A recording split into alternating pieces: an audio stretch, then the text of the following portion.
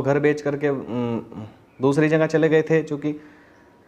तो उस वक्त जब दूसरी जगह चले गए तो हम स्टूडेंट थे चूँकि, तो पढ़ाई कर रहे थे। तो RSS वालों की हमसे मुलाकात हो गई, उन्होंने हमारी तश्कील कर ली अपने प्रोग्राम में जाने के लिए, जो कि हमारे प्रोग्राम में चलो एक बहुत अच्छा प्रोग्राम है, हमारे साथी थे, हम चले गए। अपने कॉलेज में ही हमारा वो प्रोग्राम था, 3 दिन का प्रोग्राम था उनका RSS वालों का।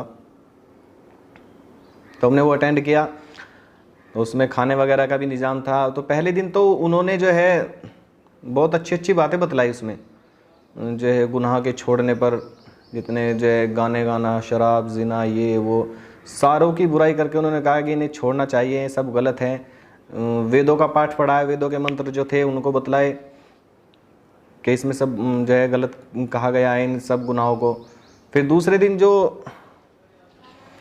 दिन जो उन्होंने सबक पढ़ाया, जो बात की, वो अपनी मुस्तकबिल के बारे में उन्होंने बतलाया कि हमें मुस्तकबिल कैसे गुजारना चाहिए, किस तरह वेदों ने, पुराणों ने हुक्म दिया है कि किस तरह अपनी ज़िंदगी गुजारना चाहिए। और तीसरे दिन जो उनका जो प्रोग्राम था वो, उसमें उन्होंने ऐसा भड़का दिया था हमें, इतिहास जो गलत इतिहास लिख रखा है उसको पढ़ा करके औरंगजेब रहमतुल्लाह अलैह और दीगर औलिया अल्लाह के बारे में उन्होंने बतलाया कि ऐसे ऐसे इन्होंने हिंदुओं पर जुल्म किया, मंदिरों पर जुल्म किया। इससे हमारे अंदर भी इतना जोश पैदा हो गया कि हम भी इस्लाम के ख़िलाफ़ और मुसलमानों के ख़िलाफ़ भड़क गए। क्या तो हमें मुनासबत थी, और लेकिन उनके भड़काने से जाहिर है कि जब वे ऐसी बात बतलाएंगे तो उस वक्त हिंदू मज़हब में थे तो भड़क गए। और इस्लाम के ख़िलाफ़ और मुसलमानों के ख़िलाफ़ हमने भी अक्षत्रिय 4 शोबे होते हैं उनके यहाँ पे, खिदमत गुजारी का, एक जो है गुरुकुल का, वेदों के पढ़ाने का, और एक क्षत्रिय का, 3 शोबे होते हैं। तो 3 शोबों में हमने अक्षत्रिय, जिसको बोलते हैं मुजाहिद, उसमें हमने अपना नाम लिखवा लिया। तो हमें वहाँ पर जब चलने लगे तो हमें एक किताब दी गई, सत्यार्थ प्रकाश, कि इसको पढ़ना, ये तुम्हारे लिए गाइडलाइन है, एक गाइड करेगी तुम्हें। हम उस किताब को लेकर आ गए और हमने उसे पढ़ना शुरू किया। तो उस किताब में कुरान करीम की आयतों के जो है बरखिलाफ़ बहुत सी बातें लिखी हुई, और उन्होंने जितनी बातें इस्लाम के बारे में बतलाई, और कुरान शरीफ की वहाँ आयत पढ़ कर बताई गई थी, हदीस पाक भी बतलाई गई थी वहाँ पर कि इस तरह भड़काते हैं, इनके मज़हब में, इस्लाम मज़हब में इस तरह काटते हैं, इस तरह करते हैं। तो अल्लाह ही की तरफ से, पता नहीं उस ईश्वर की तरफ से मेरे दिल में एक ख्याल पैदा हुआ कि जिसने, वैसे तो हम कहते हैं कि सबका मालिक एक है और ऐसे कहते फिरते हैं, तो फिर वो ईश्वर, वो अल्लाह ऐसा क्यों हुक्म देगा। तो इसके लिए मेरे दिल में जिज्ञासा पैदा हुई, एक लगन सी लगी कि मैं इस्लाम के बारे में थोड़ा पढ़ूं।